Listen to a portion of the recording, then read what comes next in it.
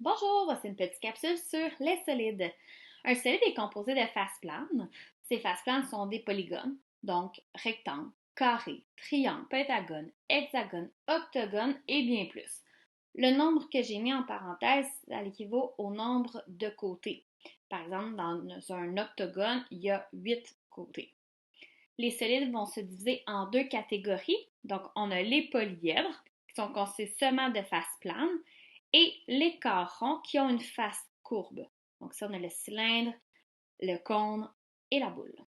Les pyramides et les prismes sont des polyèdres convexes, c'est-à-dire qu'aucune partie n'entre vers l'intérieur. Donc, ici, on a un exemple d'un solide non convexe où une partie va entrer. Le truc, si tu peux rentrer ton doigt à l'intérieur dans une cavité, c'est non convexe. Tandis qu'ici, notre doigt ne peut rentrer dans aucun petit trou. Donc, on va dire que ce sont des polyèdres réguliers. Un petit truc pour distinguer pyramide et prisme. Un prisme, le truc, c'est qu'on peut le prendre avec nos deux mains et mettre nos deux mains sur les faces planes. Par exemple, si je prends ici le prisme à base triangulaire, je peux mettre une main ici, une main là.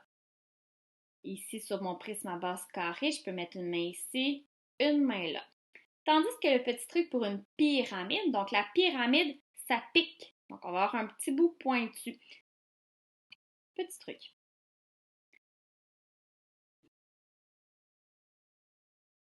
Le développement des solides. Le développement d'un solide, c'est sa représentation plane en deux dimensions de toutes les faces, comme si on la dépliait. Un solide va se distinguer par son nombre d'arêtes, de faces et de sommets. Donc ici, nous avons les solides et ici, leur développement. Donc, certains solides possèdent plusieurs développements. Tu te souviens sûrement dans les années antérieures d'avoir fait le développement et quand on les reconstitue, on obtient un solide. La relation d'Euler, c'est une façon de calculer rapidement le nombre d'arêtes d'un solide. Donc, tu as l'habitude souvent d'aller compter le nombre de petites droites qui constituent, par exemple, un prisme. Pour ce faire, tu peux calculer aisément en faisant le nombre de sommets plus le nombre de faces moins 2. Cette formule va te donner le nombre d'arêtes dans le solide.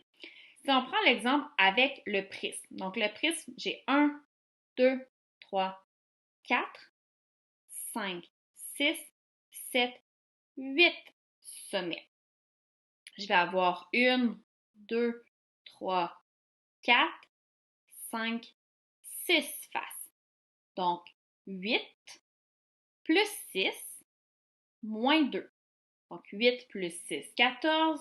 14 moins 2. Le nombre d'arêtes sera de 12.